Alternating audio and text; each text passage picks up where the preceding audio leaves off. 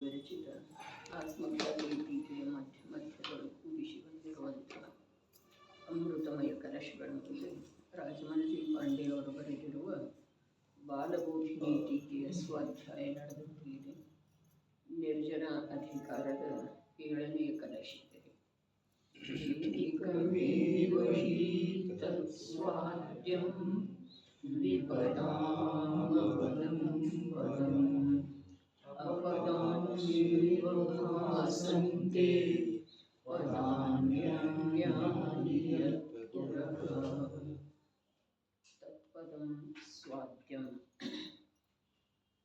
ಶುದ್ಧ ಚೈತನ್ಯ ಮಾತ್ರ ವಸ್ತುರೂಪವಿರುವ ಮೋಕ್ಷದ ಕಾರಣವನ್ನು ನಿರಂತರವಾಗಿ ಅನುಭವ ಮಾಡುವುದು ಹೇಗಿದೆ? ಹಿ ಏಕಂ ಏವ ನಿಶ್ಚಯದಿಂದ ಸಮಸ್ತ ವಿಕಲ್ಪಗಳಿಂದ ರಹಿತ ನಿರ್ವಿಕಲ್ಪ ವಸ್ತು ಮಾತ್ರವಿದೆ. ಮತ್ತೆ ಹೀಗಿದೆ, ವಿಪದಾಂ ಅಪದಂ ಚತುರ್ಗತಿ ರೂಪ ಸಂಸಾರ ಸಂಬಂಧದ ನಾನಾ ಪ್ರಕಾರದ ದುಃಖಗಳ ಅಭಾವ ಲಕ್ಷಣವಿದೆ. ಭಾವಾರ್ಥವು ಹೀಗಿದೆ: ಆತ್ಮನು ಸುಖ ಸ್ವರೂಪನಿದ್ದಾನೆ. ಸಾತ ಅಸಾತ ಕರ್ಮದ ಉದಯದಿಂದ ಆಗುವಂಥ ಸಂಯೋಗದ ಯಾವ ಸುಖ ದುಃಖಗಳಿವೆ ಅವು ಜೀವದ ಸ್ವರೂಪವಲ್ಲ, ಕರ್ಮದ ಉಪಾಧಿ ಇವೆ.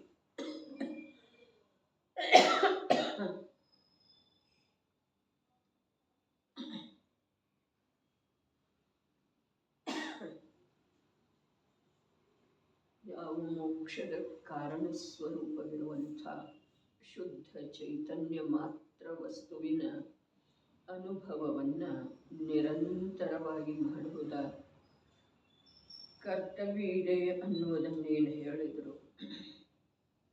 ಅದಕ್ಕೆ ಸಂಬಂಧಿಸಿದ ಹಾಗೆ 2 ಬಾರಿ ಪ್ರಶ್ನೆ ಉಪಸ್ಥಿತ ಮಾಡಿತು. ಮೊದಲನೇ ಬಾರಿ ಪ್ರಶ್ನೆಗೆ ನಿರ್ವಿಕಲ್ಪ, ಸಮಸ್ತ ಎಲ್ಲ ಪ್ರಕಾರದ ವಿಕಲ್ಪಗಳಿಂದ ರಹಿತ. ನೋಡ್ರಿ, ಈ ವಿಕಲ್ಪದ ಸಾಮ್ರಾಜ್ಯ ಏನಿದೆ ಇದ ಜ್ಞಾನವನ್ನ ಮುಕ್ತ ಆಗನಗೊಡುವುದಿಲ್ಲ. ಜ್ಞಾನಕ್ಕ ಬಿಡುಗಡೆನ ಅವಕಾಶ ಮಾಡಿಕೊಡುವುದಿಲ್ಲ. ಈ ಪ್ರಕಾರದ ಒಂದು ಚಾಲ ಚಾಲ ಚಾಲ ತಿಳ್ಕೊಳ್ತಾ ಇದೆ.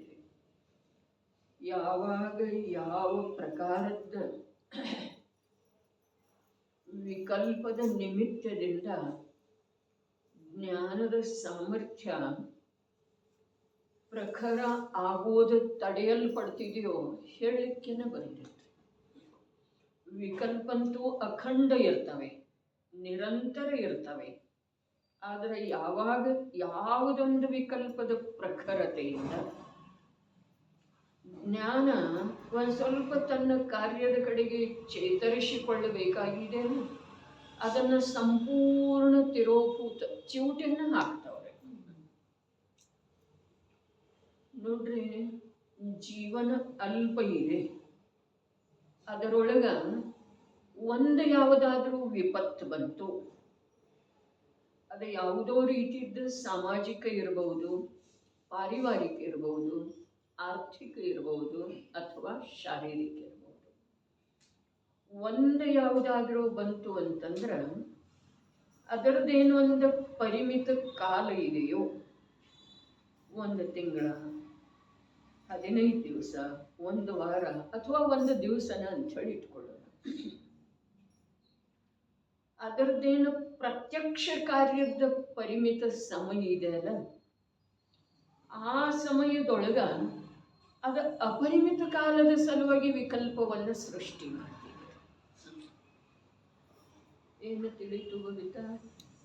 ಪರಿಮಿತ ಕಾಲದ ಒಂದು ಅದು ಏನಿದೆ ಪ್ರಸಂಗ ಇದೆ. ಶಾರೀರಿಕ ಆಧಾರ ಇರಬಹುದು, ಪಾರಿವಾರಿಕ ಯಾವುದಾದ್ರೂ ತೊಂದರೆ. ಅರೆ, ತನ್ನ ಶರೀರದನ್ನ ಇರೋದು ಒಂದು ಮಾತು ಬೇರೆ, ಅನ್ಯರ್ದ ಪರಿವಾರದವ್ರದ ಇರೋದ. ಈಗ ಸುಧಾತಾಯದಾಯ್ತೇನಿಲ್ಲ, ತಮ್ಮದಾಯ್ತೇನಿಲ್ಲ. ಈಗ ಶಾರೀರಿಕ ಅದು ಪರಿಮಿತ ಏನು ಅವಧಿ ಇದೆಯಲ್ಲ, 1 ವಾರದ್ದಿರ್ಬೋದು, 1 ತಿಂಗಳಿರ್ಬೋದು, ಒಂದೇ ದಿವಸದ್ದಿರಬಹುದು. ಆದ್ರೆ ಅದೇನು ಅವಧಿ ಇದೆಯಲ್ಲ, ಆ ಅವಧಿಯಂತೂ ಪ್ರತ್ಯಕ್ಷ ಕಾರ್ಯರೂಪದ ಅವಧಿಯಂತೂ ಒಂದೇ ದಿವಸ ಅಥವಾ ಒಂದು ವಾರ, ಒಂದು ತಿಂಗಳು ಇರ್ಬೋದು. ಆದ್ರೆ ಅದರಿಂದ ವಿಕಲ್ಪಗಳ ಸೃಷ್ಟಿಯಾಗಿರ್ತಿದ್ದಿಲ್ಲ ಅಷ್ಟೇ ಸಮಯದೊಳಗೆ ಅನ್ಕೊಳ್ಳೋಣ. ಅದರ ಸಾಮರ್ಥ್ಯ, ಅದರ ಜಾಲ, ಅದರ ಬೇರೆ ಎಲ್ಲಿಯವರೆಗೆ ಇರ್ತಿದೆ ಅಂತಂದ್ರೆ ಅಪರಿಮಿತ ಕಾಲದವರೆಗೆ. ಅದರ ಸಲುವಾಗಿ ಸಾಮಾನ್ಯಕ್ಕ ಯಾವಾಗೂ ಧೃತಿ ಕೆಡಲಿಲ್ಲ. ಅದರ ಸಾಮಾನ್ಯಕ್ಕ ಸ್ವಾಧ್ಯಾಯದ ಮತ್ತು ದೇವದರ್ಶನದ ಪ್ರಯತ್ನಪೂರ್ವಕ ಯಾರನ್ನಾದರೂ ಕರ್ಕೊಳ್ಳೋದ್ರಿ ಜೊತೆಗೆ. ಗಾಡಿ ನಡೆಸೋ ಸಲುವಾಗಿ ಆಟೋ ಮಾಡ್ಕೊಳ್ಳೋದ. ಆದರೆ ದೇವದರ್ಶನ, ಸ್ವಾಧ್ಯಾಯ ಸಣ್ಣ ಕಾರಣಕ್ಕಾಗ್ಬಿಡಬಾರ್ದು ಅಂಥೇಳಿ ಒಂದು ಸಹಜ ಸೂಚನೆ ಇದೆ ರೀ. ಯಾರ ಮೇಲೆ ಬಂತು ಅವ್ರದ್ದು ಈಗ ಪ್ರಸಂಗ ಮುಗೀತ್ರಿ. ಆದರೆ ನಮ್ಮ ಮೇಲೆ ಯಾವಾಗ ಬರ್ತಿದೆ ಹೇಳಲಿಕ್ಕೆ ಬರಲಿಲ್ಲ. ಅದಕ್ಕೆ ಯಾವ ರೀತಿ ಸಾಧ್ಯ ಇದೆಯೋ ಅದಕ್ಕೆ ಹೇಳಿದರನ್ನೆಲ್ಲ ಜಯಚಂದ್ ಚಾವ್ಡಾ ಸಮಯ ಸಾರದ ಪ್ರಾರಂಭದೊಳಗನ ಹೇಳಿದರು. ಏನು ಹೇಳಿದ್ರು? ಎನಿತು ಪ್ರತಿಕೂಲತೆಗಳನ್ನು ಸಹಿಸಿ ಮರಣವನೈದೆಯೋ ತತ್ವ ಕುತೂಹಲ ನಾವು ಮನೇನ ಇದೆ ರೀ. ಏನ್ರಿ, ನೀವು ಬೇಕಾದಷ್ಟು ಪ್ರಯತ್ನ ಆ ಮನೆಯಲ್ಲಿ ಮಾಡ್ತಾ ಇದ್ರೂ ಕೂಡ ಮನೆಯನ್ನೇ ಒಂದು ಮಂದಿರದ ಹಾಗೆ ಅನ್ರಿ, ಅಥವಾ ಸ್ವಾಧ್ಯಾಯ ಭವನದ ಹಾಗೆ ಅನ್ರಿ, ಅಥವಾ ಗ್ರಂಥಾಲಯದ ಹಾಗೆ ಅನ್ರಿ ಮಾಡ್ಕೊಂಡಿದ್ರೂ ಕೂಡ ಮನೆ ಅನ್ನೋದೇನಿದೆ ಅಲ್ಲ, ಅದು ಪಂಚಮಗುಣ ಸ್ಥಾನಾವರ್ತಿಗೆ ಕೂಡ ನರಕ ಸಮ ಇದೆ. ನಾವಂತೂ ಅಲ್ಲೇ ಇದ್ದೇವೆ, ಮಿಥ್ಯಾದೃಷ್ಟಿ ಇದ್ದೇವೆ. ಅದಕ್ಕೆ ಸಾಧ್ಯ ಆದಷ್ಟು ಯಾವಾಗ ತೀರನ ಆಗುವುದಿಲ್ಲ ಆ ವೇಳೆಗೆ ನೋಡ್ರಿ ಆಯ್ತ್ರಿ. ಆದರೆ ಈಗ ಎಲ್ಲಿವರೆಗೆ ಸಾಮರ್ಥ್ಯ, ಭಾಗ್ಯದಿಂದ ಶರೀರದೊಳಗೆ ಬಲ ಇರೋ ವೇಳೆದೊಳಗೆ, ಆಯು ಬಹಳಷ್ಟು ಇರೋ ವೇಳೆದೊಳಗೆ ಸಿಕ್ಕದ್ದಿದೆಯಲ್ಲ ಜನವಾಣಿ, ಆಯು ಬಹಳಷ್ಟು ಇರುವ ವೇಳೆದೊಳಗೆ, ಅರ್ಥಾತ್ ಸಾಮಾನ್ಯ ಲೋಕದ ರೀತಿ. ಮತ್ತು ನಮಗಂತೂ 3-4 ದಶಕದಿಂದ ಸಿಕ್ಕದ್ದೇ ಇದೆ. ಅದಕ್ಕೆ ನಮ್ಮಲ್ಲೇ ಯಾವ ಪ್ರಕಾರದ ಒಂದು ಧೈರ್ಯ ಅಥವಾ ಇದು ಬಂದದ್ದಿದೆ, ಅದು ಎಲ್ಲರನ್ನೇನು ಬರಬೇಕು. ಇನ್ನು ವಯಸ್ಸಿರುವವ್ರದ್ದು ಮಾತಾಯಿತು, ನಮ್ಮ ಸಲುವಾಗಿ ಏನು ಇಲ್ಲಲ್ಲನ ಅಂಥೇಳಿ ತಾವು ತಿಳಿತಿದ್ರೆ ತಮ್ಮ ದಿವಸನೇ ಇನ್ನೆಷ್ಟದವ್ರಿ ಯಾಕೆ ತಪ್ಪಿಸೋದು? ಭಗವಂತನ ದರ್ಶನ ಇಲ್ಲ ಅಂತಂದ್ರೆ ಆ ದಿವಸ ಮುಂಚೆ ಅಲ್ಲಿ ಆನಂದದ ಜನ್ಮ ಆಗಲಿಕ್ಕೆ ಅವಕಾಶನೇ ಇಲ್ಲ, ಬಂಜಾಗಿ ಹೋಯ್ತ್ರಿ ದಿವಸ. ಸ್ವಾಧ್ಯಾಯ ಇಲ್ಲ ಅಂತಂದ್ರೆ ಜ್ಞಾನಕ್ಕೆ ಯಾವುದೇ ಪ್ರಕಾರದ ಒಂದು ಚೈತನ್ಯ ಇರುವುದಿಲ್ಲರಿ, ಅರ್ಥಾತ್ ಉತ್ಸಾಹ ಇರುವುದಿಲ್ಲ, ಜಾಗೃತಿ ಇರುವುದಿಲ್ಲ. ಅದರ ಸಲುವಾಗಿ ಇಂಥ ಯಾವ ಒಂದು ಸ್ವಾಭಾವಿಕ ನಿಮಿತ್ತ ಲಭ್ಯ ಅದವಲ್ಲ, ಆ ನಿಮಿತ್ತಗಳಿಂದ ದೂರ ಇರಬಾರ್ದು.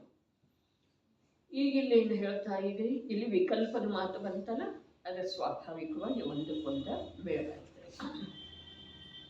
ನಿಶ್ಚಯದಿಂದ ಏನ ಸಮಸ್ತ ಭೇದ ವಿಕಲ್ಪಗಳಿಂದ ಅರಿವೆ. ನಾನು ನಿತ್ಯ ಇದ್ದೇನೆ, ನಾನು ಈ ಜಡದೇಹದಿಂದ ಭಿನ್ನನೇ ಇದ್ದೇನಲ್ಲ, ಈ ಭೇದ ವಿಕಲ್ಪದಿಂದ ಕೂಡ ರಹಿತ ಆಗುವ ಮಾತಿದೆ. ಯಾಕೆ ಅಂತಂದ್ರೆ ಮೋಕ್ಷದ ಕಾರಣ ಅಂಥದ್ದೇ ಇದೆಪ್ಪ. ಮೋಕ್ಷದ ಕಾರಣ ಅಷ್ಟು ಸುಲಭಿಲ್ಲ. ಸಂಸಾರದಲ್ಲಿ ಯಾವುದರಿಂದ ನಮಗೆ ಚಿರ ಪರಿಚಯ ಇದೆ ಅಲ್ಲ, ಅವು ಎಲ್ಲವುಗಳಿಂದ ಬೇರೆ ಇದೆ, ಅದು ವಿಲಕ್ಷಣ ಇದೆ. ಹಾಗಾದ್ರೆ ಆ ಮೋಕ್ಷದ ಕಾರಣದ ನಿರಂತರ ಅನುಭವ ಮಾಡುವ ಮಾತೇನು ಹೇಳಿದ್ರಲ್ಲ, ಹಾಗಾದ್ರೆ ಹೇಗಿದೆ ಆ ಮೋಕ್ಷದ ಕಾರಣ? ಹೇಗಿದೆ ಅದು? ಸಮಸ್ತ ವಿಕಲ್ಪಗಳಿಂದ ರಹಿತ ನಿರ್ವಿಕಲ್ಪ ಸ್ವರೂಪ ಇದೆ. ನಿರ್ವಿಕಲ್ಪ ಸ್ವರೂಪ ಅಂದ್ರೆ ಅಥವಾ ವಸ್ತು ಮಾತ್ರ ಅಂದ್ರೆ, ವಸ್ತು ಮಾತ್ರ ಅಂದ ನಂತರ ಭೇದದ ವಿಕಲ್ಪ 2 ಪ್ರಕಾರ ಇರ್ತವೆ ಶಶಿಕ. ಒಂದು ಪರದಿಂದ ಭಿನ್ನ ಇದ್ದೇನೆ ಅನ್ನೋದು ಭೇದದ ವಿಕಲ್ಪ, ಅವಶ್ಯಕ ಇದೆ ಏನಿಲ್ಲ ಇದೆ, ಅದರ ಪ್ರತ್ಯಕ್ಷ ಕಾರ್ಯ ಅದರಿಂದ ಆಗೋದಿಲ್ಲ. ಅದು ಅವಶ್ಯಕ ಇದೆ, ಅದರ ಪ್ರತ್ಯಕ್ಷ ಕಾರ್ಯ ನಾನು ಪರದಿಂದ, ದೇಹದಿಂದ, ಸಂಯೋಗದಿಂದ, ಕರ್ಮಾದಿಗಳಿಂದ ಭಿನ್ನ ಇದ್ದೇನೆ ಅನ್ನುವ ವಿಕಲ್ಪ ಕೇವಲ ಪ್ರತ್ಯಕ್ಷ ಭಿನ್ನತೆಯ ಅನುಭವದ ಸಲುವಾಗಿದೆ. ಭಿನ್ನತೆಯ ಅನುಭವ ಮಾಡಲಿಲ್ಲ ಮತ್ತು ಭಿನ್ನ ಇದೇನೆ ಅಂತ ಹೇಳಿ ಅಂದ್ರೆ ಏನಾಗೋದ್ರಿ? ವಿಕಲ್ಪ ಮಾಡಿದರೆ ಏನಾಗೋದ? ಅದಕ್ಕೆ ಭೇದದ ವಿಕಲ್ಪದಿಂದ ರಹಿತ. ಒಂದು ಭೇದ ಏನಾಯಿತು? ಪರದ್ರವ್ಯದಿಂದ ಭಿನ್ನಿದ್ದೇನೆ.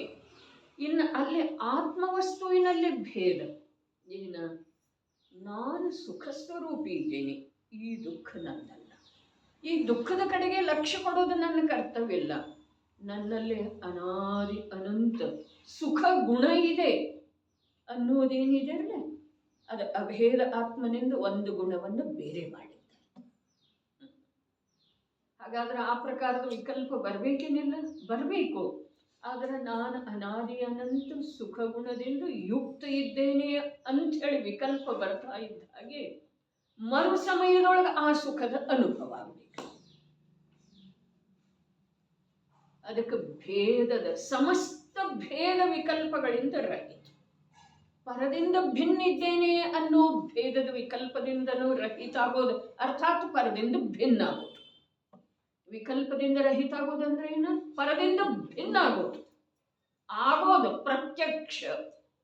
ಎರಡನೇದ, ನಾನು ಬರೀ ಜ್ಞಾನ ಸ್ವರೂಪಿ ಇದ್ದೇನಲ್ಲ, ನಾನೇಕೆ ಈ ವಸ್ತುವಿನ ಕುರಿತು ರಾಗ ಮಾಡ್ತಾ ಇದ್ದೇನೆ?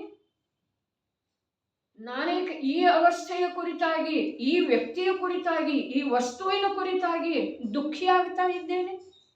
ನಾನು ನಿತಾಂತ ಸುಖ ಗುಣದಿಂದ ಅಭೇದ ಪಿಂಡ ಇದ್ದೇನಲ್ಲ, ನನ್ನಲ್ಲಿ ತ್ರಿಕಾಲ ಸುಖ ಗುಣ ಇದೆಯಲ್ಲ, ನಾನು ಸುಖ ಸ್ವರೂಪಿನೇ ಇದ್ದೇನಲ್ಲ. ಈ ಜ್ಞಾನ ಮತ್ತು ಸುಖದ ಮುಖ್ಯತೆಯಿಂದ ಕೂಡ ವಸ್ತುವಿನೊಳಗೆ ಭೇದ ಗಣಿಸಿದ್ದ ಪ್ರಯೋಜನದ ಸಲುವಾಗಿದೆ. ಆ ಪ್ರಯೋಜನ ಪಡೆಯಲಿಲ್ಲ, ಭೇದ ಮಾಡಿ ಮತ್ತು ಹೊರಗನ ಉಳಿದೆವು ಅಂತಂದ್ರೆ ಅದರಿಂದ ಲಾಭ ಆಗೋದಿಲ್ಲ. ಅರ್ಥಾತ್ ಮೋಕ್ಷದ ಕಾರಣದ ಸೇವನೆ ಅನುಭೂತಿ ಅಲ್ಲಿ ಆಗುವುದಿಲ್ಲ. ಧರ್ಮ ಅತ್ಯಂತ ಸೂಕ್ಷ್ಮ ಇದೆ. ಸೂಕ್ಷ್ಮ ಶಬ್ದದ ಅರ್ಥ ಅನಂತ ಕಾಲದೊಳಗೆ ಅನಂತ ಪುರುಷಾರ್ಥ ಮಾಡಿದ್ರೂ ಸಿಕ್ಕಿಲ್ಲ. ಅದು ನಮ್ಮ ಜೀವನದೊಳಗೆ ಇಳಿದಿಲ್ಲ, ನಮ್ಮ ಅನುಭವದೊಳಗೆ ಬಂದಿಲ್ಲ ಅಂಥೇಳಿ ಸೂಕ್ಷ್ಮ. ಸೂಕ್ಷ್ಮ ಶಬ್ದದ ಅರ್ಥ ಏನ? ನಾನು ಎಷ್ಟೋ ಆಗಮದ ಅರ್ಥವನ್ನ ಎಷ್ಟೋ ಸೂಕ್ಷ್ಮವಾಗಿ ಗ್ರಹಿಸಿದ್ರೂ ಕೂಡ ಅದಕ್ಕಿಂತ ಸೂಕ್ಷ್ಮ ಇದೆ. ಎಷ್ಟೋ ವ್ರತದೊಳಗ ಅತ್ಯಂತ ದಕ್ಷ ಇದ್ರೂ ಕೂಡ ಅದಕ್ಕಿಂತ ಮೇಲಿಂದ ಇದೆ ಅದು ಅಂಥೇಳಿ ಧರ್ಮ ಸೂಕ್ಷ್ಮ ಅಂದರೆ ಎರಡೂ ಕಡೆಯಿಂದ, ಜ್ಞಾನದ ಕಡೆಯಿಂದನೂ ಮತ್ತ ವ್ರತದ ಕಡೆಯಿಂದನೂ ಸೂಕ್ಷ್ಮತೆ ಹೇಗಿದೆ?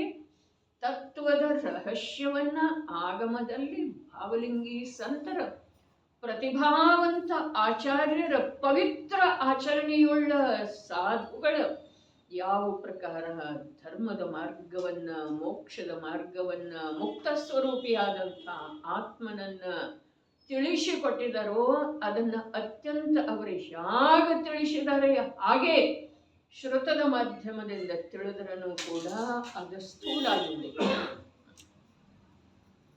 ಯಾಕೆ? ಸೂಕ್ಷ್ಮ ಅರ್ಥಾತ್ ಅದನ್ನು ತಿಳಿಯುವುದರ ಅರ್ಥ, ರಹಸ್ಯದ ಉದ್ಘಾಟನೆ ಆಗುವುದರ ಅರ್ಥ ಪ್ರತ್ಯಕ್ಷ ಅನುಭವ. ಮತ್ತು ಮೋಕ್ಷದ ಕಾರಣ ಪ್ರತ್ಯಕ್ಷ ಅನುಭೂತಿ ಇದೆ ರೀ.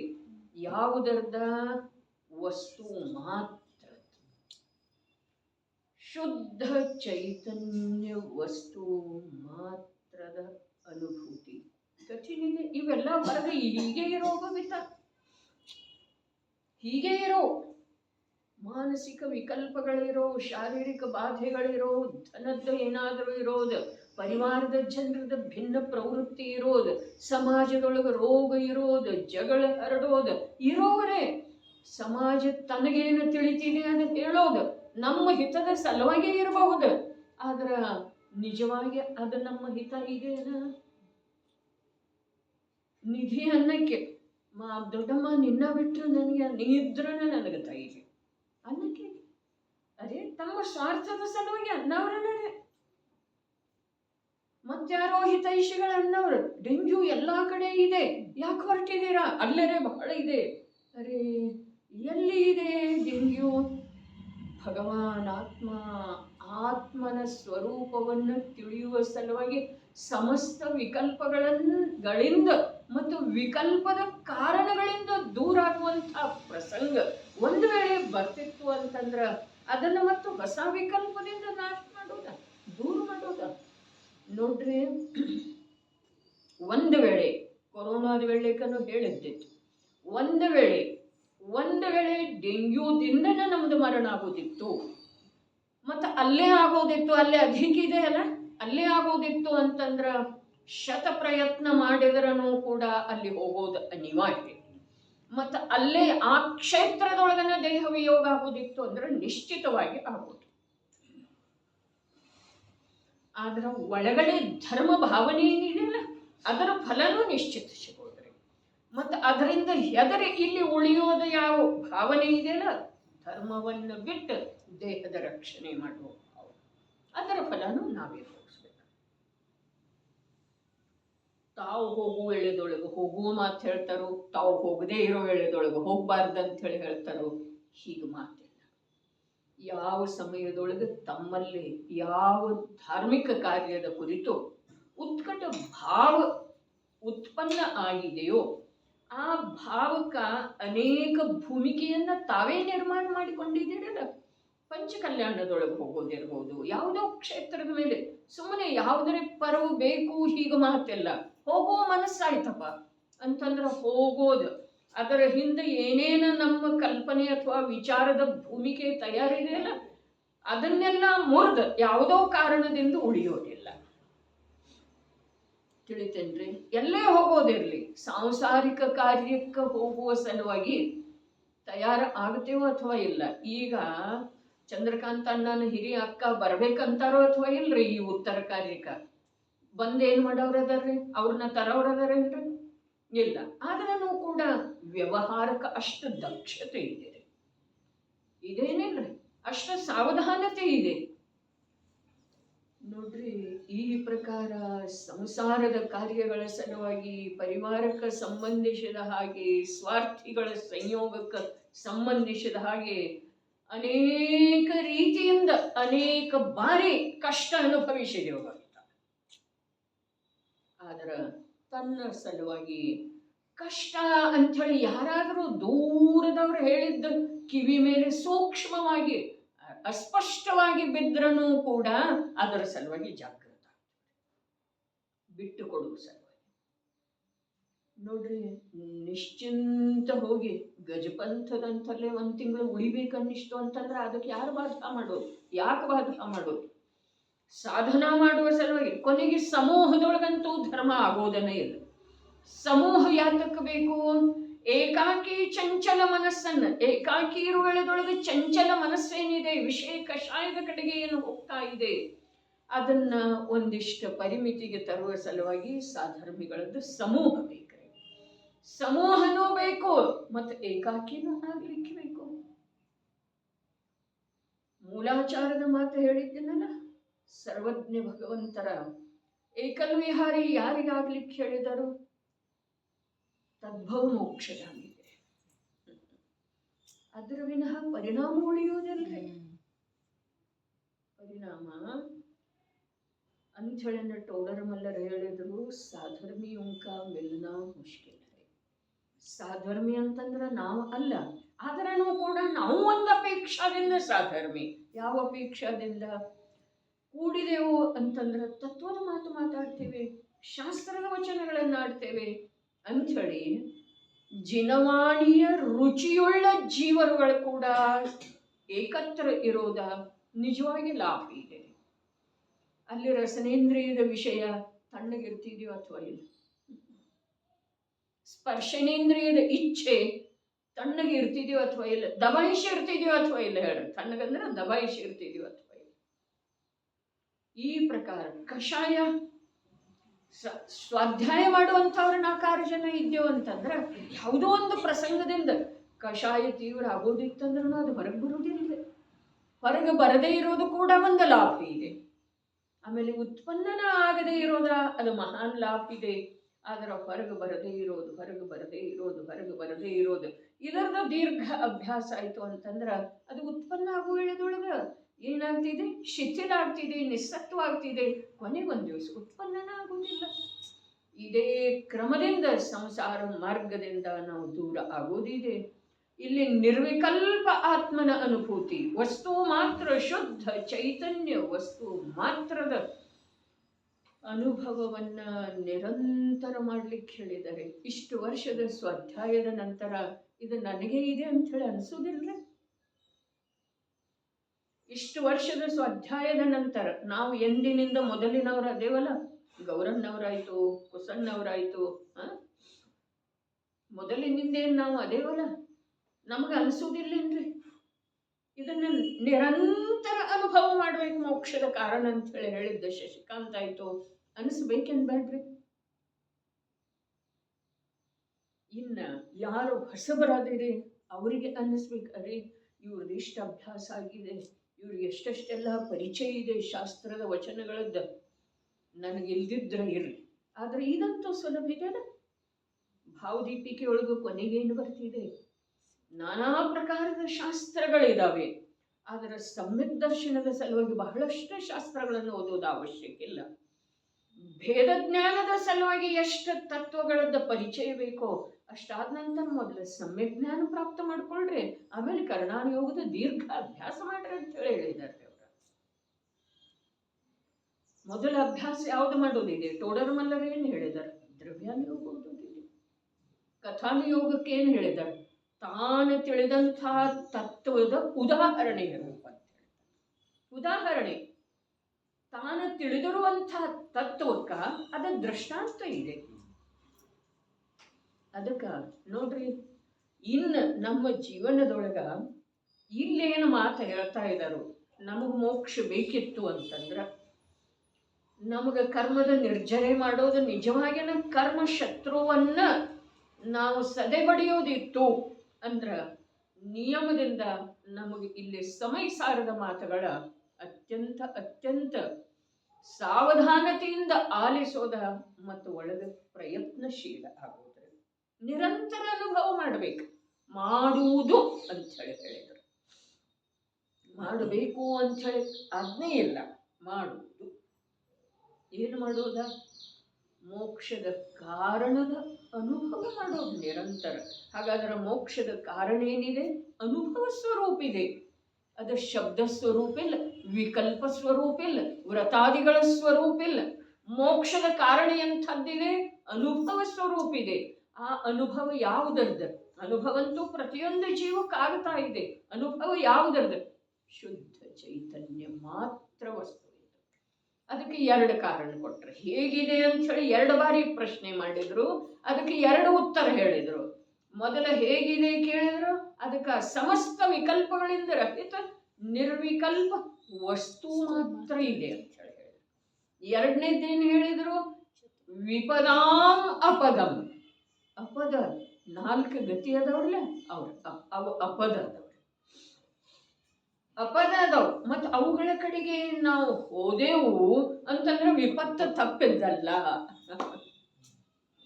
ಡೇಂಜರ್ ಅಂತ ಹೇಳಿ ಬರ್ದಿರ್ತಾರಲ್ಲ ದಾರಿಯಲ್ಲಿ ಹೋಗುವಳ್ಳೆದೊಳಗ, ಅಪಘಾತಕ್ಕ ಅವಕಾಶ ಇದೆ ಅಂತ ಹೇಳಿ ಬರೆದಿರ್ತಾರೆ.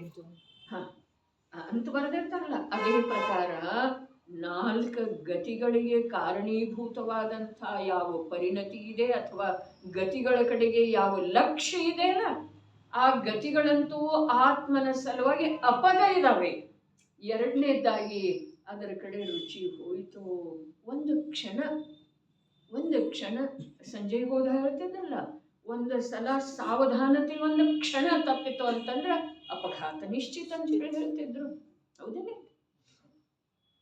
ಒಂದು ಕ್ಷಣ ಸಾವಧಾನತೆ ತಪ್ಪಿತು ಅಂತಂದ್ರ ಅಪಘಾತ ನಿಶ್ಚಿತ ಅಂತ ಹೇಳಿ. ಸರಿ, ಅದೇ ಪ್ರಕಾರ ಒಂದು ಕ್ಷಣ ಇದರ ಕಡೆಗೆ ಲಕ್ಷ್ಯ ಹೋಯಿತು. ಅನುಕೂಲ ಇರುವಳ್ಳೆದೊಳಗನೆ ಹರ್ಷ ಆಯಿತು, ಅನುಕೂಲ ಇದೆ. ಇದು ಬಹಳ ದಿವಸದಿಂದ ಬೆನ್ನು ನೋಯ್ತಾ ಇತ್ತು, ತಲೆ ಸುತ್ತಾ ಇತ್ತು, ಇವತ್ತಿಲ್ಲ ನೋಡು. ಲಕ್ಷ್ಯಕ್ಕೆ ಹಾಗೆ ನನಗೆ ಆ ಕಡೆ ಲಕ್ಷ್ಯನ ಹೋಗ್ತಾ ಇಲ್ಲ, ಹೀಗೆ ಅನ್ನಿಸ್ತು. ಅಲ್ಲಿ ಸಂತೋಷದ ಅನುಭವ ಆಯಿತು ಅಂತಂದ್ರ ನಾನು ಅಪದದೊಳಗ ಸಂತೋಷ ಮನ್ನಿಸಿ ವಿಪತ್ತಕ್ಕೆ ಆಹ್ವಾನ ಕೊಟ್ಟೆ. ಮಗ ಯೋಗ್ಯ, ಇವತ್ತು ಸಮಯಕ್ಕೆ ಬಂದನು, ಬಿಸಿ ಬಿಸಿ ತಿನ್ಲಿಕ್ಕೆ ಸಿಕ್ಕಿದ. ತಾಯಂದಿರಿಗೆ ಇಚ್ಛೆ ಇರ್ತಿದೆಯಲ್ಲ, ನಿನ್ಗೆ ಯಾಕೆ ಚಲೋ ಹತ್ತುತ್ತಾ ಇಲ್ಲ, ಯಾವುದ ನಿಂದೆಲ್ಲ ಆರಿರ್ತಿದ್ಯೋ ಅಂತ ಹೇಳ್ತಾರೆ. ನಮಗೆ ಚಲೋನ ಹತ್ತಿದ್ದೆ. ಒಂದು ವೇಳೆಗೆ ಅವನು ವಿಷ ತಿಂದ ಅಂತಂದ್ರೆ ಎಷ್ಟು ಖುಷಿ. ಅದೇನಿದೆ, ವಿಪತ್ತಿಗೆ ಆಹ್ವಾನ ಇದೆ. ಅದಕ್ಕೆ ಧರ್ಮ ಸೂಕ್ಷ್ಮ. ಅರೆ ಲೋಕದೊಳಗೆ ಯಾವುದನ್ನ ಸುಖ ಅಂತಾರೋ ಅದಕ್ಕೆ ಇಲ್ಲಿ ಹೇಳಿದರ್ರಿ. ಏನ್ ನೋಡ್ರಿ, ಏನ್ ಹೇಳಿದ್ರು ಆ ಭಾವಾರ್ಥ ನೋಡ್ರಿ. ಆತ್ಮನೋ ಸುಖ ಸ್ವರೂಪನಿದ್ದಾನೆ, ಸಾತಾ ಸಾತಾ ಕರ್ಮದ ಉದಯದಿಂದ ಆಗುವಂತಹ ಸಂಯೋಗದ ಯಾವ ಸುಖ ದುಃಖಗಳಿವೆ. ಬರ್ಲಿಲ್ಲ ಇನ್ನು 1 ಗಂಟೆಗೆ ಬರುತ್ತೆ ನಂದಿದ್ದು, 2 ಆಯ್ತು ನೋಡಿ, ಇನ್ನು ಬರ್ಲಿಲ್ಲ, ಫೋನ್ ಮಾಡು. ಇದೇನಿದೆ, ದುಃಖ ಸಂಯೋಗಕ್ಕೆ ಸಂಬಂಧಿಸಿದ ಹಾಗೆ ದುಃಖ.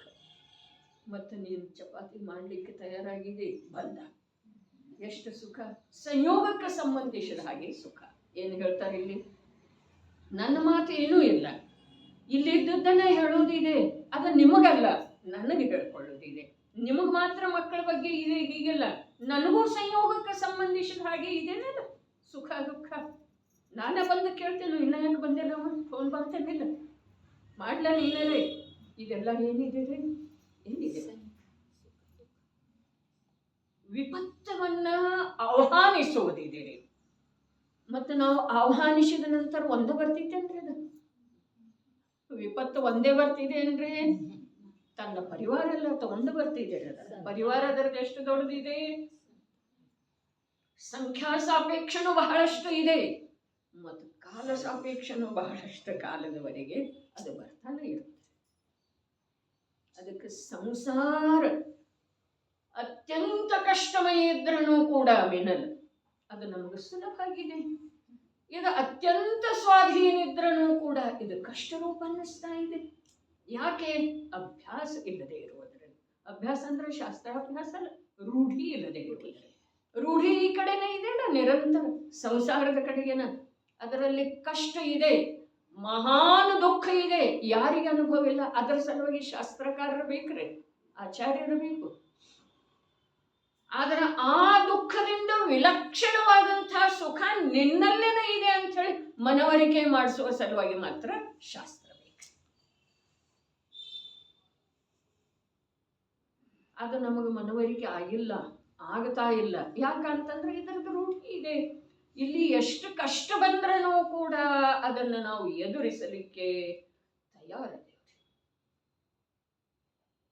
ಒಂದು ವಿಪತ್ತು ತೊಲಗಿಸೇ ಹಲವು ವಿಪದೆಗಳು.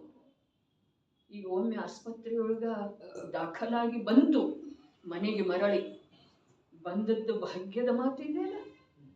ಅಲ್ಲೇ ಹೋಗೋವ್ರನ್ನು ಅದಾರೋ ಅಥವಾ ಇಲ್ರಿ? ಏನು ವಯಸ್ಸಾದವ್ರು ಮಾತ್ರ ಹೋಗ್ತಾರ್ರಿ? ಏನಿದೆ, ಅಲ್ಲೇ ಹೋಗೋವ್ರನ್ನು ಅದಾರ, ಭಾಗ್ಯದಿಂದ ಬಂದಿರು. ಆದರೆ ಬಂದ ನಂತರ ಈ ಭಾಗ್ಯ ಸದೈವ ಇರುವುದಿಲ್ಲ. ಈ ಭಾಗ್ಯದ ಅನುಭವ ಮಾಡೋಷ್ಟಿಗೆ ಅಂತಂದ್ರೆ ಮತ್ತೆ 4 ವಿಪತ್ತು ಬರ್ತವ್ರೆ. ಅವು ಬೇರೆ ರೂಪ ಇರ್ತವ್ರಿ, ಅವು ಆರೋಗ್ಯಕ್ಕೆ ಸಂಬಂಧಿಸಿದ್ದು ಇರುವುದಿಲ್ಲ. ಆದರೆ ನಮ್ಮ ಉಪಯೋಗವನ್ನು ಮಣ್ಣಪಾಲ ಮಾಡುವಂಥವು ಮಾತ್ರ ಇರ್ತವ್ರೆ. ನಿಶ್ಚಿತವಾಗಿ ಏನಿದೆ ಶಶಿಕಾಂತ್, ಒಂದು ವಿಪತ್ತು ತೊಲಗಿಸೇ, ಅದಕ್ಕೆ ದೃಷ್ಟಾಂತ ಏನು ಹೇಳಿ, ಹೇಗೆ ರಾಟಳ ಗಡಿಗೆ ಒಂದು ಹೋದರೆ ಹಲವು ತುಂಬಿ ಬರುವು, ಹಾಗೆ ಒಂದು ವಿಪತ್ತು ತೊಲಗಿಸೇ ಹಲವು ವಿಪತ್ತೇ ಬರುವು. ನಮಗೆ ವಿಪತ್ತು ಹೊರಟು ಹೋದ ನಂತರ ಎಷ್ಟು ಸಂತೋಷ ಆಗ್ತದೆ, ವಿಪತ್ತು ಬರಬಾರದಂಥೇಳಿ ಎಷ್ಟು ಪ್ರಯತ್ನ. ಅರೇ ಯಾವನೋ ಮೂರ್ಖ ಹೇಳಿದ, ಇದು ಸಮಯ ಸರಿಯಿಲ್ಲ, ಇವ್ರು ತೀರ್ಕೊಂಡಂತ, ಇಂಥದ್ದೊಂದು ಏನು ಮಾಡ್ರಿ, ವಿಧಾನ ಮಾಡ್ರಿ, ಶಾಂತಿಗೆ ಮಾಡ್ರಿ. ಶಾಂತಿಗೆ ಮಾಡಿದ ನಂತರ ಎಷ್ಟು ನಿಶ್ಚಿಂತ. ಇನ್ನೇನು ಅವ ಹೇಳಿದ್ದಲ್ಲ, ಮೂರ್ಖ ಹೇಳಿದ್ದರೆ ಅವ ಮೂರ್ಖ ಯಾಕ? ಅವನಿಗೆ ಯೋಗ್ಯ ಅಯೋಗ್ಯ, ಒಳ್ಳೆ ಸಮಯ ಕೆಟ್ಟ ಸಮಯ ಅನ್ನೋದ್ರದ್ದೇನು ಪರಿಚಯನೇ ಇಲ್ಲ.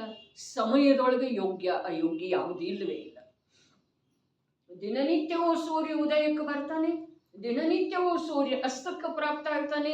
ಋತುಗಳು ಒಂದಾದ್ಮೇಲೆ ಒಂದು ಬರ್ತವೆ, ವಾರ ಒಂದಾದ್ಮೇಲೆ ಒಂದು ಬರ್ತವೆ, ತಿಥಿಯು ಒಂದಾದ್ಮೇಲೆ ಒಂದು ಬರ್ತವೆ, ಮಾಸ ಒಂದಾದ್ಮೇಲೆ ಒಂದು ಬರ್ತವೆ, ಸಂವತ್ಸರಗಳು ಒಂದಾದ್ಮೇಲೆ ಒಂದು ಹೋಗ್ತಾ ಇರ್ತವೆ. ಅವುದರೊಳಗೆ ಯಾವ ಪ್ರಕಾರದಿಂದ ಯಾವುದೂ ಭೇದ ಇಲ್ಲ. ನಮ್ಮ ಆದಿಕವಿ ಪಂಪ ಆದಿಪುರಾಣ ಮುಗಿಸಿದನ, ಯಾವ ದಿವಸ ಮುಗಿಸಿದ ಅದನ್ನ ಶುಭ ಅಂತ ಹೇಳಿ ಅಂತಾರೆ. ಶುಭದ ಮೂಲ ನಕ್ಷತ್ರದೋಳ್ ಅಂತ ಹೇಳಿ. ಮೂಲ ನಕ್ಷತ್ರ ಅಂತಂದ್ರೆ ಬಹಳ ಅಶುಭ ಅಂತೇಳಿ ಅಜ್ಞಾನಿ ಜನರು ತಿಳಿತೀವ್ರಿ. ಆದ್ರೆ ಅವನು ಸ್ಪಷ್ಟ ಬರ್ದಿದ್ದಾನೆ, ಶುಭದ ಮೂಲ ನಕ್ಷತ್ರದೋಳ್. ಅದೇ ನಮ್ಮ ಒಳ್ಳೆ ಕಾರ್ಯ ಏನು ನಾವು ಮಾಡ್ತೇವೆ ಅದುವೇ ಶುಭ ಇದೆ. ಕಾಲ ಏನು ಮಾಡ್ತಿದೆ? ಶನಿವಾರ ಏನು ಮಾಡ್ತಿದ್ದೀರಿ? ಶನಿವಾರ ಏನು ಮಾಡ್ತೀವಿ? ಶನಿ ಬೆನ್ನು ಹತ್ತಿದೆ ಅಂತ. ಎಲ್ಲಿದೆ ಅದು ಶನಿ? ಏನಿದೆ? ಎಷ್ಟು ಎಷ್ಟು ಎಷ್ಟು ಮೂಢನಂಬಿಕೆಗಳನ್ನ ಮನುಷ್ಯಾಗಿ ಹುಟ್ಟಿ ಜೈನ ಕುಲದೊಳಗೆ ಹುಟ್ಟಿ ಕೂಡ ಬುದ್ಧಿಯನ್ನ ಅಡವ ಇಟ್ಟಿದ್ದೇವ್ರೆ. ಯಾರೇನು ಹೇಳ್ತಾರೋ ಸ್ವಾರ್ಥ ಸಾಧಕರ. ಭಾವದೀಪಿಕೆಯೊಳಗೆ ಬಂದು ಹೋಗೀತಿ ಓದಿದೇನಿಲ್ಲಿ? ಲಾಸ್ಟ್ ಅಲ್ಲ, ಎಲ್ಲಿ ಮಧ್ಯದೊಳಗೆ ಇರಬಹುದು. ಯಾರು ಓದ್ತಾ ಇದ್ದೀರಿ? ಇಲ್ಲಿ ಓದೋದಂತ ಹೇಳಿ ಸುಮ್ಮನೆ ಇಟ್ಟು ಬಿಟ್ಟಿದ್ದೀರಿ. ಸ್ನೇಹ ಅಂತೂ ಓದ್ತಾ ಇಲ್ಲ.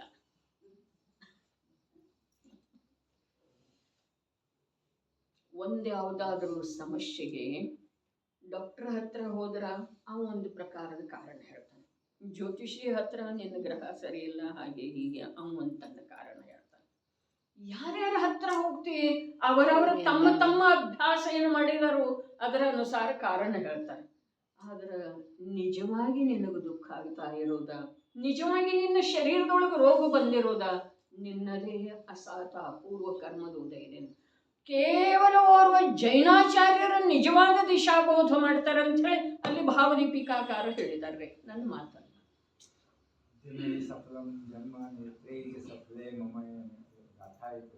ಭಗವಂತನ ದರ್ಶನ ಮಾಡಿಕೊಡ್ಲಿ ಅಥವಾ ಭಗವಂತ ದರ್ಶನದಿಂದ ಆಯ್ತು ನಮ್ಗೆ ಎಲ್ಲಾ ಗ್ರಹ ಶುಭಕರಾವ್ ಅಂತ ನಿಜವಾದ. ಅರೆ ಯಾವ ದಿವಸ ನಾನು ಹಾಸಿಗೆಯಿಂದ ಸುರಕ್ಷಿತ ಹೇಳ್ತೇನೋ ಅದು ನನಗೆ ಶುಭ ದಿವಸನ ಐತಿರ್ಲ.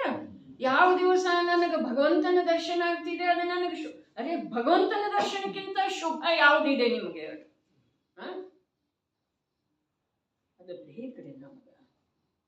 ನಮ್ಮ ಕಾರ್ಯ ನಮ್ಮ ಆತ್ಮನನ್ನು ತಿಳ್ಕೊಳ್ಳುವ ಸಲುವಾಗಿ ನಾನು ಸ್ವಾಧ್ಯಾಯಕ್ಕೆ ಕೂತನು, ಅದಕ್ಕಿಂತ ಶುಭ ಯಾವುದಿದೆ? ಅದಕ್ಕೆ ಆ ನಯಚಕ್ರ ಬರೆಯುವ ವೇಳೆದೊಳಗೆ ನೋಡಿ ನಾ ಪಂಚಕಿತ್ತು ಸಹಜವನ್ನು ನೋಡೋದು ರೂಢಿ, ಈಗ ಹೋಯ್ತದು. ಪಂಚಕಿತ್ತು ಅರೆ ಇವು ಬರೋವನ್ನೆಲ್ಲ ತಿಂಗಳದಾಗ ಮತ್ತು ಅದು ಇದೆ ಅದು ಇದೆ ಇದು ಇದೆ ಅಂಥೇಳಿ ಅಂತಂದ್ರೆ ಶುಭ ಕಾರ್ಯ ಯಾವಾಗ ಮಾಡೋದು? ಆಮೇಲೆ ಆ ಸಮಯದೊಳಗೆ ಆ ಪಂಪನ ಮಾತು ಲಕ್ಷ್ಯಕ್ಕೆ ಬಂತು. ಯಾವ ಸಮಯದೊಳಗೆ ನಾನು ಒಳ್ಳೆ ಕಾರ್ಯ ಮಾಡುವುದಿದೆ ಅದರ ಸಲುವಾಗಿ ಶುಭ ಸಮಯದ ಅವಶ್ಯಕತೆ ಏನಿದೆ? ಮಂಗಲಾಚರಣೆ ಶುಭ ಸಮಯದ್ದು ಇದೇನ? ಶುಭದ ಸ್ಮರಣೆದ್ದು ಇದೆ. ಟೋಡರ್ಮಲ್ಲರ ಹೇಳಿರಲ್ಲ, ಮೊದಲನೇ ಪೀಠ ಬಂದ ಪ್ರರೂಪಣೆಯೊಳಗ ಮಂಗಲಾಚರಣೆ ಯಾಕೆ ಮಾಡೋದಂತ ಹೇಳಿ ಹೇಳಿದಾರಲ್ಲ. ಯಾರು ಕಷಾಯದ ಕಾರ್ಯ ಅಶುಭ ಕಾರ್ಯ ಮಾಡೋರು ಇರ್ತಾರೋ ಅವರು ಎಲ್ಲ ಸುರಕ್ಷಿತನ ಆಗ್ತಾವಲ್ಲ. ಅರೆ ನಾನು 20 ವರ್ಷ 30 ವರ್ಷದ ಮೊದಲಿನಿಂದ ಹೇಳ್ತಾ ಇದ್ದೇನೆ, ನರಕಕ್ಕೆ ಹೋಗೋರಿಗೆ ಉಪಸರ್ಗ ಆಗೋದನ್ನೇ ಇಲ್ಲ. ಉಪಸರ್ಗಕ್ಕೆ ಭಯ ಪಡೋರು ಯಾವಾಗೂ ಧರ್ಮ ಮಾರ್ಗದೊಳಗೆ ಬರೋದನ್ನ ಸಾಧ್ಯ ಇಲ್ಲ. ಪ್ರಜ್ಞೆ ಜಗತ್ತು ಅನ್ನೋದು ಅರೆ ಅಜ್ಞಾನಿ ಜಗತ್ತು ಏನ್ ಬೇಕು ಅದ್ದ ಅಂತಿದೆ ಅಂತ, ಏನ್ ಬೇಕಾದಂತಿದೆ. ಅದಕ್ಕೆ ಹೇಳ್ತಾ ಇದೆ, ಅವಮಾನಕ್ಕ, ಇನ್ನೊಬ್ಬರ ನಿಂದೆ ನುಡಿಗಳಿಗೆ ಅಥವಾ ಅಶುಭ ಕರ್ಮದ ಉದಯಕ್ಕ ಎದರಿದರೆ ಮೋಕ್ಷ ಮಾರ್ಗದ ಉಪಲಬ್ಧಿ ಆಗುತ್ತದೆ. ಮತ್ತೆ ಯಾರಿಗೆ ನರಕಕ್ಕೆ ಹೋಗೋದು ನಿಶ್ಚಿತ ಇದೆ ಅವರಿಗೆ ಉಪಸರ್ಗ ಆಗುವುದಿಲ್ಲ. ಉಪಸರ್ಗ ಯಾರಿಗಾಗೋದ? ಇನ್ನು ಕರ್ಮದ ಕೈಯೊಳಗೆ ಸಿಗೋದನೇ ಇಲ್ಲ, ಇನ್ನೊಬ್ಬರ ಕೈಯೊಳಗೆ ಸಿಗೋದನೇ ಇಲ್ಲ. ಯಾವ ಜೀವ ಮೋಕ್ಷಕ್ಕೆ ಹೋಗೋದನ್ನಲ್ಲ ಅವನಿಗೆ ಉಪಸರ್ಗ ಆಗೋದ್ರೆ ನ್ಯಾಯ ಇದೆ ಇಲ್ಲ. ಅದರ ಸಲುವಾಗಿ ಯಾವ ರೀತಿ ಅದೇ ಧರ್ಮ ಅದ ಕಾರ್ಯ ಏನು ಜಿನಬಿಂಬವನ್ನು ಮನೆಗೆ ತಂದಿದ್ದಿರಬಹುದು. ಜಿನಬಿಂಬವನ್ನು ಮನೆಗೆ ತಂದಿದ್ದಿರಬಹುದು, ಅಷ್ಟವಿಧಾರ್ಚನೆಯ ರೂಪದಿಂದ ನಾನಾ ಪ್ರಕಾರದಿಂದ ಆ ಸರ್ವಜ್ಞವೀತರಾಗ ಪ್ರಭುವಿನ ಗುಣಗಳನ್ನ ಹಾಡಿದ್ದಿರಬಹುದು. ಅದರ ದೃಷ್ಟಿ, ಹಿಂದೆ ಉದ್ದೇಶ, ಅಭಿಪ್ರಾಯ ಏನಿದೆ? ಅಭಿಪ್ರಾಯ ಏನಿದೆ? ಅರೆ ಅವ್ರಿಗೆ ವೇಳೆ ಸರಿ ಇರಲಿಲ್ಲ, ಮನಿ ಬಿಡ್ರಿ ಅಂತ ಹೇಳಿ ಹೇಳ್ತಾರೆ, ಇವ್ರು ಮನಿ ಬಿಡ್ತಾರೆ. ಶಾಂತಿಗೆ ಮಾಡಿ ಅಂತ ಹೇಳಿ ಹೇಳ್ತಾರೆ, ಇವ್ರು ಶಾಂತಿಗೆ ಮಾಡ್ತಾರೆ. ಅರೆ ನಮ್ಮ ಪಾಪ ಪುಣ್ಯ ಎಲ್ಲೇನ ಹೋಗ್ತವೇನ್ರಿ? ಅವ ಗಾಳಿಗೆ ತೂರಿ ಹೋಗ್ತಾವ, ನಿಶ್ಚಿತವಾಗಿ ಹೋಗ್ತಾವ ಶಾಂತಿಕ ಮಾಡುವುದರಿಂದ. ಆದ್ರೆ ನಮ್ಮ ಮನಸ್ಸಲ್ಲಿ ಶಾಂತಿ ಇರ್ತಿದೆ, ನಮ್ಮ ಚಿತ್ತದೊಳಗೆಲ್ಲಿ ಆ ಶಾಂತಿನಾಥ ಪ್ರಭು ಹೇಳಿದ್ದ ಅಥವಾ 24 ತೀರ್ಥಂಕರರು ಹೇಳಿದ ಸತ್ಯ ಸ್ವರೂಪದ ಸ್ವೀಕಾರ ಆಗದ ಶಾಂತಿ ಆಗೇ ಆಗ್ತಿದ್ದೀರಿ. ಇಡೀ ದಿವಸ ಆ ಕಾರ್ಯ ಮಾಡಿದರೇನ? ಜಿನೇಂದ್ರ ಪ್ರಭು ಯಾವ ಕಾರ್ಯ ಮಾಡಿದರು, ಯಾವ ಉಪದೇಶ ಹೇಳಿದರು, ಅದನ್ನು ತಿಳ್ಕೊಳ್ಳುವ, ಮನದಟ್ಟು ಮಾಡಿಕೊಳ್ಳುವ, ಅದರ ಶ್ರದ್ಧೆ ಮಾಡುವ, ಅದರ ಆಳದವರೆಗೆ ಇಳಿಯುವ ಪ್ರಯತ್ನ ಮಾಡಿದರೇನ? ಎಷ್ಟು ಆಕುಲತ, ಎಷ್ಟು ದೊಡ್ಡಸ್ತಿಕೆ! 20,000 ಖರ್ಚ, 50,000 ಖರ್ಚ. ಅರೆ ಇದಕ್ಕಿಂತ ಅಜ್ಞಾನ ಇನ್ಯಾವುದಿದೆ? ದುಡ್ಡು ಕೊಟ್ಟು ಪಾಪ ತಗೊಳ್ಳು. ಸಮಸ್ತ ಕಾರ್ಯ ಇಂಥವನಾದವ ಸ್ನೇಹ. ಯಾಕೆ ಪದೇ ಪದೇ ಮನೆಯಲ್ಲಿ ತೊಂದರೆ ತಪ್ಪತನ ಇಲ್ಲ? ಒಂದು ಶಾಂತಿಕ ಮಾಡ್ರಿ. ಅರೆ ಶಾಂತಿಕ ಮಾಡುವುದು ಯಾವುದರ ಸಲುವಾಗಿ? ಜಿನೇಂದ್ರ ಪ್ರಭು ನನ್ನ ಮನೆಗೆ ಈ ಪಾಪ, ಈ ನಿರಂತರ ಆಕುಲತೆ, ನಿರಂತರ ವಿಷಯ ಕಷಾಯ ನಡೆಯುವಂತಹ ಸ್ಥಾನದೊಳಗೆ ಜಿನೇಂದ್ರ ಪ್ರಭು ಬಂದರು. ಇನ್ನು ಮೇಲೆ ಅವರ ಇಲ್ಲಿ 1 ಗಂಟೆ ಇದ್ದು ಹೋದ ನಂತರ ಎಷ್ಟೋ ವರ್ಷಗಳವರೆಗೆ ಈ ಮನೆಯ ಪರಮಾಣುಗಳೆಲ್ಲ ಆ ಪ್ರಕಾರದ ಸಂವೇದನ ಆಯ್ತು. ಒಳಗಡೆ ಆನಂದದ ಸಂವೇದನ ಆಯ್ತು. ಶಕ್ಯನೇ ಇಲ್ಲ, ನಾನು ಕೇಳ್ತಾನೆ ಇಲ್ಲ ಪ್ರಶ್ನೆ, ಆಗೋದು ಸಾಧ್ಯನೇ ಇಲ್ಲ. ಅಭಿಪ್ರಾಯ ಪಾಪದ್ದೇ ಇದ್ದ ನಂತರ ಧರ್ಮಲಾಭ ಹೇಗಾಗೋ ಸಾಧ್ಯ? ಕಾರ್ಯಧರ್ಮದಿಂದ, ಧರ್ಮದ ಕಾರ್ಯದಿಂದ ಧರ್ಮಲಾಭ ಆಗುವುದಿಲ್ಲ ವಿಜಯಭಾಯಿ.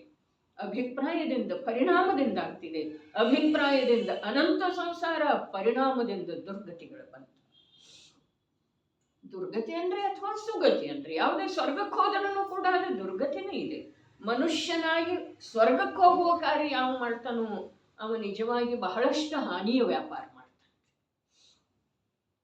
ಮನುಷ್ಯನಾಗಿ ಯಾವ ಜೀವ ಮೋಕ್ಷದ ಧ್ಯೇಯ ಇಟ್ಕೊಂಡು ಕರ್ತವ್ಯ ಮಾಡ್ತಾನೋ ಅವನೇ ಲಾಭದ ವ್ಯಾಪಾರ ಮಾಡ್ತಾನೆ. ವ್ಯಾಪಾರ ಏನ? ಇಂಥ ಮನುಷ್ಯ ಭವದ ಒಂದೊಂದು ಕ್ಷಣ ರೂಪದ ನಿಧಿಯನ್ನ ತೊಡಗಿಸಬೇಕಾದ್ರೆ ಅದರಿಂದ ಪ್ರಾಪ್ತಿಯನ್ನು ಮಾಡಿಕೊಳ್ಳೋದು. ಏನು ಪ್ರಾಪ್ತಿ ಮಾಡಿಕೊಳ್ಳೋದು? ಪಾಪವ ಅಥವಾ ಪುಣ್ಯ? ಪಾಪ ಅಥವಾ ಪುಣ್ಯ? ಅಥವಾ ಪಾಪ ಪುಣ್ಯಗಳ ಚಕ್ರದಿಂದ ರಹಿತನಾದಂಥ ಚೈತನ್ಯಮಯ ಆತ್ಮನ ನಿರ್ಣಯ. ಎಷ್ಟು ಜನರಿಗೆ ತಿಳಿಯುವುದಿದೆ? ಎಷ್ಟು ಜನರಿಗೆ ಕೇಳಲಿಕ್ಕೆ ಸಿಕ್ಕಿತು? ಈಗಿನ 100 ಜನ ಕೇಳಿದ್ರೂ ಕೂಡ ಎಷ್ಟು ಜನರಿಗೆ ಅದರದ ಒಳಗಡೆ ಲಾಭ ಆಗ್ತಿದೆ, ಒಳಗಡೆ ಶ್ರದ್ಧೆ ಆಗ್ತಿದೆ? ಎಷ್ಟು ಜನರಿಗೆ? ಯಾರಿಗೆಲ್ಲ ಹರಿಗರೆ ಆಗೋದಿದೆ ಅಂತ ಹೇಳಿ ನಡೆದತ್ತೆ. ಅದು ಇವತ್ತಾಗ್ಬೋದು, ನಾಳೆ ಆಗ್ಬೋದು, 1 ವಾರ ಕಳೆದ ನಂತರ ಆಗ್ಬಹುದು. ಅದರ ಆಗೋದ್ರೆ ವಿಕಲ್ಪಾತ್ಮಕ ಶ್ರದ್ಧೆ ಆಗೋದಕ್ಕೆ ಲಾಭ ಅಂತೇನ್ರಿ ನಾನಿಲ್ಲಿ. ನಿರ್ವಿಕಲ್ಪ ಅನುಭೂತಿಯ ಮಾತು ಹೇಳ್ತಾ ಇಲ್ಲ, ವಿಕಲ್ಪಾತ್ಮಕ ಶ್ರದ್ಧೆ. ಅಷ್ಟು ಮಾಡಿದ್ರೆ ಬಹಳಷ್ಟು ಕೆಲಸ ಆಯ್ತು ಗಮನಣ್ಣವ್ರು. ವಿಕಲ್ಪಾತ್ಮಕ ವಸ್ತು ಸ್ವರೂಪದ ಶ್ರದ್ಧೆ ಈ ಭವದಲ್ಲಿ ಆಯ್ತು ಅಂತಂದ್ರ ಮುಂದಿನ ಯಾವುದೋ ಭವದಲ್ಲಿ ನಮಗೆ ಸಮ್ಯಕ್ ದರ್ಶನದ ಕೂಡ ಪುರುಷಾರ್ಥ ನಿಶ್ಚಿತವಾಗಿ ಆಗಬಹುದು. ಆದ್ರೆ ವಿಕಲ್ಪಾತ್ಮಕ ಕೂಡ ಶ್ರದ್ಧೆ ಆಗುವುದಿಲ್ಲ. ಸಮಯ ಬಂದ ಹಾಗೆ ಬದಲಾವಣೆ ಆದೆವು ಅಂತಂದ್ರ ನಮ್ದು ಎಲ್ಲವೂ ಏನಾಯ್ತು? ಬರೀ ಧನ ಅಥವಾ ಆಸ್ತಿ ಏನಿತ್ತು ಅದು ಕಳೆದದ್ದಾಯ್ತು, ಅಥವಾ ಭೋಗಿಸಿದ್ದಾಯ್ತು, ತಿಂದುಂಡದ್ದಾಯ್ತು, ಅಷ್ಟೇ ಇಲ್ಲ. ತಿಂದುಂಡು ಖಾಲಿ ಮಾಡಿಕೊಂಡು ನಡೆಯೋದಿದೆ ರೀ. 2 ಮಾತೇನು ಹೇಳಿದ್ರು ನೋಡ್ರಿ. ವಿಪದಾಂ ಅಪದಂ, ಚತುರ್ಗತಿ ರೂಪ ಸಂಸಾರ ಸಂಬಂಧದ ಚತುರ್ಗತಿ ರೂಪ ಸಂಸಾರ ಸಂಬಂಧದ ಸಂಸಾರಕ್ಕೆ ಸಂಬಂಧಿಸಿದ ಏನದವು ನಾನಾ ಪ್ರಕಾರದ ದುಃಖಗಳ ಅಭಾವ ಲಕ್ಷಣವಿದೆ. ಇಲ್ಲಿ 4 ಗತಿ ಏನದವು, ಅವು ಅಪದ ಅದವು ಅಂಥೇಳಿ ನಾವು ಚರ್ಚೆ ಮಾಡಿದೆವು. ಆದರೆ ಇವರ ಅರ್ಥ ಏನು ಮಾಡಿದರು, ಅಪದ ಅರ್ಥಾತ್ ಆ 4 ಗತಿಗಳ ದುಃಖ ಏನಿದೆಯಲ್ಲ ಅವುಗಳದ್ದು ಪದನ ಇಲ್ಲಿಲ್ಲ ಆತ್ಮನಲ್ಲಿ, ಅದರದ ಅಭಾವ ಇದೆ. ಅವಿಲ್ಲಿ ಬಂದು ಕೂಡೋ ಸಾಧ್ಯ ಇಲ್ಲ.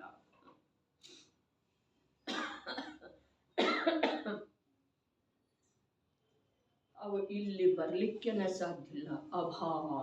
ಅಭಾವ ನಾನಾ ಪ್ರಕಾರದ ದುಃಖ, ಚತುರ್ಗತಿಗೆ ಸಂಬಂಧಿಸಿದ ದುಃಖ ಸುಖ ಅನ್ಲಿಲ್ಲ, ದುಃಖನ ಅಂದರೆ 6 ಗುರಾಣಿಯೊಳಗೆ ಮೊದಲನೇ ಗುರಾಣಿಯೊಳಗೆ ಏನಿದೆ, ಚತುರ್ಗತಿ ದುಃಖದ ವರ್ಣನೆ. ಟೋಡರ ಮಲ್ಲರ ಮೋಕ್ಷ ಮಾರ್ಗ ಪ್ರಕಾಶಕದೊಳಗೆ ಏನು ಹೇಳಿದ್ರು, ಸಂಸಾರ ದುಃಖ. ಹೆಡ್ಡಿಂಗ್ ಏನಿದೆ, ಸಂಸಾರ ದುಃಖ ತಥಾ ಮೋಕ್ಷ ಸುಖಕ ವರ್ಣನೆ. ಸಂಸಾರ ದುಃಖ, ಅರೆ ನನಗೆ ಹಾಗಾಯ್ತು ಹೀಗಾಯ್ತು, ಅಲ್ಲಿ ನೋಯ್ತಾ ಇದೆ ಇಲ್ಲಿ ನೋಯ್ತಾ ಇದೆ, ಇದು ಕಾಲು ಮುರಿದದ್ದು, ಒಳಗಡೆ ಹಾರ್ಟ್ ವೀಕ್ ಆದದ್ದಿದೆ. ಅರೆ ಅದರೊಳಗೆ ಆಶ್ಚರ್ಯ ಏನಿದೆ, ಅದರ ಸ್ವರೂಪನ ಆಗಿದೆ. ಆಶ್ಚರ್ಯ ಏನಿದೆ, ಎಂಥ ಗಟ್ಟಿ ಮನುಷ್ಯ ಇದ್ದಲ್ಲ, ಯಾವಾಗ ಒಂದು ಜ್ವರ ಬಂದು ಮಲ್ಕೊಂಡದ್ದು ಗೊತ್ತಿಲ್ಲ. ಇವತ್ತನ್ನ ಬೆಳಿಗ್ಗೆ ನಿನ್ನ ಬಗ್ಗೆ ವಿಚಾರ ಮಾಡಿದ್ದೆ. ಇಷ್ಟು ವರ್ಷದಾಗ ಯಾವತ್ತೂ ಒಂದು ದಿವಸ ಮಲಗಿದಕ್ಕೆ ಅಲ್ಲ.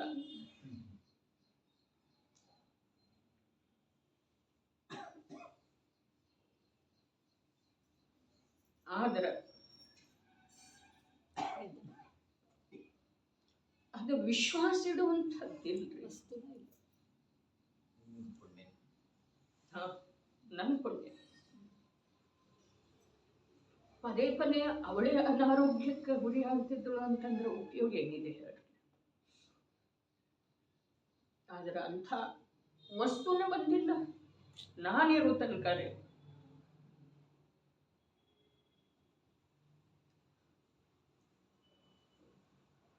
ಇದು ಏನಿದೆ ಅಲ್ಲ ಗೌರಣ್ಣವರು, ಇದೆಲ್ಲ ನಮ್ದು ಜಿನವಾಣಿಯ ಶ್ರದ್ಧೆಯ ಮಹಿಮೆ. ತನ್ನಷ್ಟಕ್ಕ ತಾನೇ ಸಂಯೋಗದೊಳಗೆ ಅನುಕೂಲತೆ ಇರ್ತಿದೆ,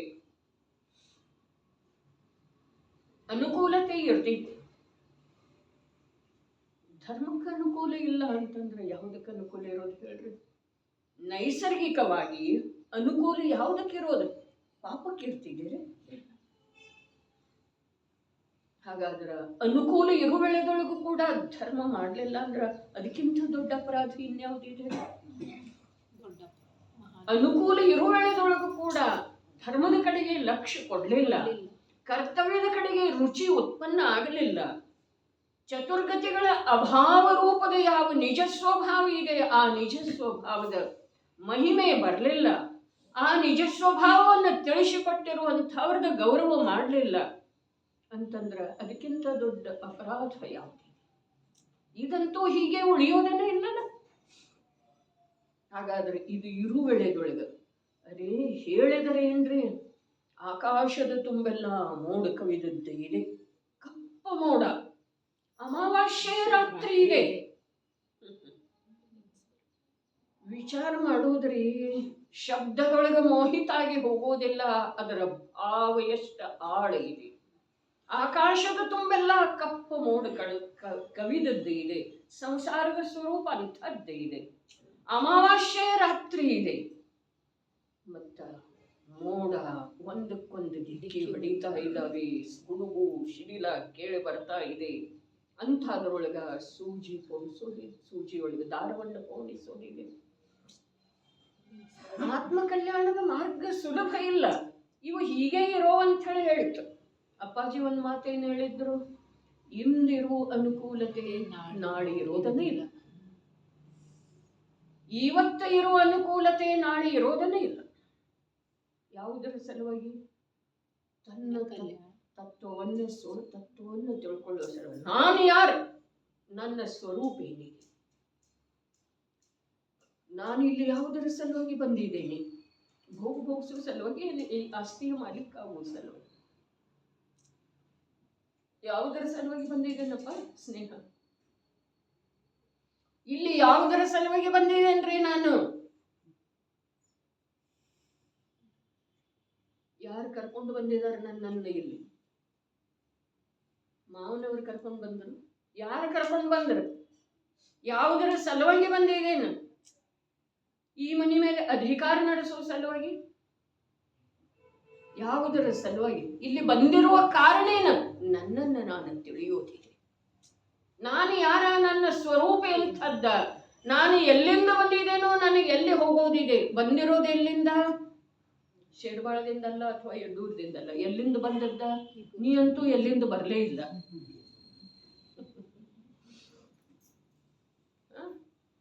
ಎಲ್ಲಿಂದ ಬಂದಿದ್ದೇನೆ? ನಿಗೋದದಿಂದ ಬಂದಿದ್ದೇನೆ. ಎಷ್ಟು ದೂರದ ಪ್ರಯಾಣ ರೀ, ಎಷ್ಟು ದೂರದ ಪ್ರಯಾಣ. ಇದೇನೋ 2 ಗಂಟೆ ಪ್ರಯಾಣ ಇರ್ಬೋದು, 3 ಗಂಟೆ ಪ್ರಯಾಣ ಇರ್ಬೋದು. ಎಷ್ಟು ದೂರದ ಪ್ರಯಾಣ ಅಂಜುತಾಯಿ. ನಿಗೋದದಿಂದ ಬರೆಯನ ಹೇಗಿದ್ದೇನೆ ಹಾಗೆ ಇಲ್ಲಿಯವರೆಗೆ ಬಂದಿನೇನ ಇಲ್ಲ. ಉತ್ತರೋತ್ತರ ನನ್ನ ಪರಿಣಾಮದೊಳಗೆ ವಿಶುದ್ಧಿ ಮಾಡ್ಕೊಂತ ಮಾಡ್ಕೊಂತ ಜ್ಞಾನದೊಳಗೆ ಕ್ಷಯೋಕ್ಷಮ ಪ್ರಾಪ್ತ ಆಗ್ತಾ ಆಗ್ತಾ ಆಗ್ತಾ ಆಗ್ತಾ ಆಗ್ತಾ ಇಲ್ಲಿ ಬಂದಿದೆ. ಇಲ್ಲಿ ಬಂದು ಮತ್ತೆ ಝೋಲಿ ತಪ್ಪಿ ಅಲ್ಲೇ ಬೀಳೋದು, ಅಥವಾ ಧೈರ್ಯದಿಂದ ನಿಂತುಕೊಂಡ ಮೇಲೆ ನೋಡ್ತಾ ಇರೋದ್ರೆ. ಇದು ಬೀಳಲಿ ದೇಹ, ಆದ್ರೆ ಆತ್ಮನ ದೃಷ್ಟಿ ಊರ್ಧ್ವಕ್ಕಿರಬೇಕು. ಊರ್ಧ್ವಕ್ಕೆ. ಊರ್ಧ್ವ ಅಂದ್ರೆ ಎಲ್ಲಿ? ಮೋಕ್ಷ ಸ್ಥಾನ, ಮುಕ್ತಿಯ ಸ್ಥಾನ. ಜನ್ಮ ಮರಣ ಇಲ್ಲೇನು ಹೇಳಿದ್ರ? ಚತುರ್ಗತಿ ರೂಪ ಸಂಸಾರ ಸಂಬಂಧದ ನಾನಾ ಪ್ರಕಾರದ ದುಃಖ, ನಾನಾ ಪ್ರಕಾರದ ದುಃಖ. ತಿನ್ನುವ ದುಃಖ, ತಿಂದ ನಂತರ ದುಃಖ, ತಿನ್ನುವ ಸಲುವಾಗಿ ದುಃಖ. ಯಾವುದು ಸುಖ ಇದೆ? ಬಾಯಾರಿಕೆ ಆಗಿರುವೆಳೆದೊಳಗೆ ದುಃಖ. ನೀರು ಅಥವಾ ಯಾವುದಾದರೂ ಶೀತಲ ಪೇಯವನ್ನ ಕುಡಿದ ನಂತರ ದುಃಖ. ದುಃಖ ಇದೆ, ಸುಖ ಇದೆ? ಇಷ್ಟ ಪದಾರ್ಥದ ಸೇವನೆ ಮಾಡಿದ ನಂತರ ದುಃಖ ಇದೆ, ಸುಖ ಇದೆ? ಸ್ಪರ್ಶನೇಂದ್ರಿಯ ವಿಷಯ ಸ್ತ್ರೀ ಸಂಭೋಗದ ನಂತರ ಸುಖ ಇದೆ, ದುಃಖ ಇದೆ ರೀ? ಏನಿದೆ ವಿಚಾರ ಮಾಡಲಿಲ್ಲ. ದುಃಖಕ್ಕನ ಸುಖ ಅಂತ ಇದೆ ಈ ಜೀವ. ಇನ್ನು ನಿನಗೆ ಸುಖದ ಸ್ವರೂಪ ಹೇಗೆ ತಿಳಿಸಿಕೊಡೋದಂತ ಆಚಾರ್ಯ ಭಗವಂತರಿಗೆ ಚಿಂತೆ ಆಗಿದೆ. ಪ್ರತ್ಯಕ್ಷ ದುಃಖಕ್ಕೆ ನೀ ಸುಖ ಅಂತ ಇದ್ದಿ, ಅಲ್ಲಿ ದೃಷ್ಟಾಂತ ಅದೇ ಕೊಟ್ಟರೆ.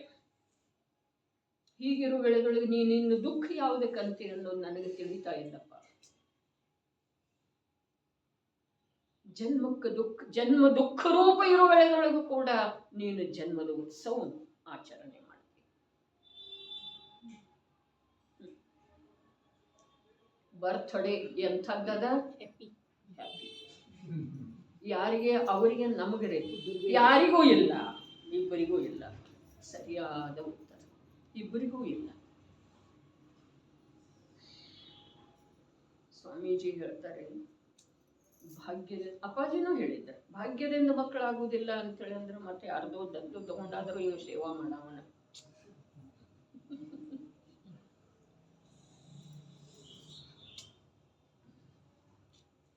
ತಮ್ಮ ಮಾಡೋದಂತೂ ಬಹಳ ಸುಲಭ ಮಾತಿದೆ.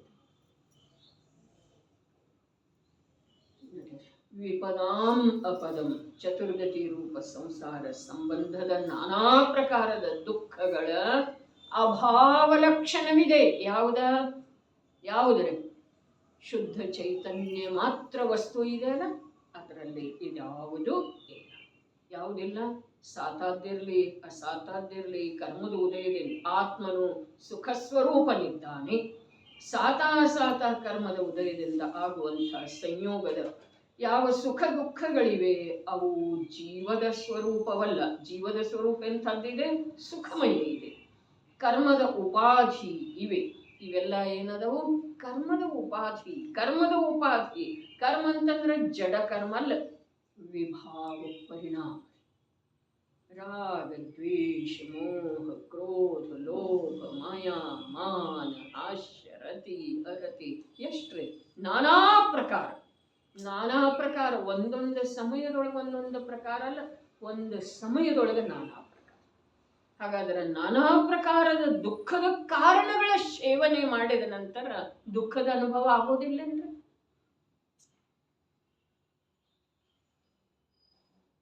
ನಾನಾ ಪ್ರಕಾರದ ದುಃಖದ ಕಾರಣಗಳ ಸೇವನೆ ಮಾಡಿದ ನಂತರ ದುಃಖದ ಅನುಭವ ಆಗೋದು ಅಥವಾ ಇಲ್ಲಿ ಹೇಳ್ತಾ ಇದ್ದರು ಮೋಕ್ಷದ ಕಾರಣದ ಅನುಭವ ನಿರಂತರ ಮಾಡೋದು, ಶುದ್ಧ ಸ್ವರೂಪದ ಅನುಭವ, ನಿರ್ವಿಕಲ್ಪ ವಸ್ತು ಮಾತ್ರದ ಅನುಭವ. ಅದನ್ನು ಬಿಟ್ಟು ನಾವು ನಾನಾ ಪ್ರಕಾರದ ಚತುರ್ಗತಿ ಸಂಬಂಧದ ನಾನಾ ಪ್ರಕಾರದ ದುಃಖ ಏನದವು, ಆ ದುಃಖಗಳದ್ದ ಅಭಾವ ಸ್ವರೂಪ ಯಾವ ಶುದ್ಧಾತ್ಮ ಇದ್ದಾನೋ, ನಿಜಾತ್ಮ ಇದ್ದಾನೋ, ಚೈತನ್ಯ ಮಾತ್ರ ವಸ್ತು ಇದ್ದಾನೋ ಅವನ ಅನುಭವ ಮಾಡುವುದು ಬಿಟ್ಟ ನಾವು ಅದನ್ನು ಮಾಡ್ತಾ ಇದ್ದೀವಿ.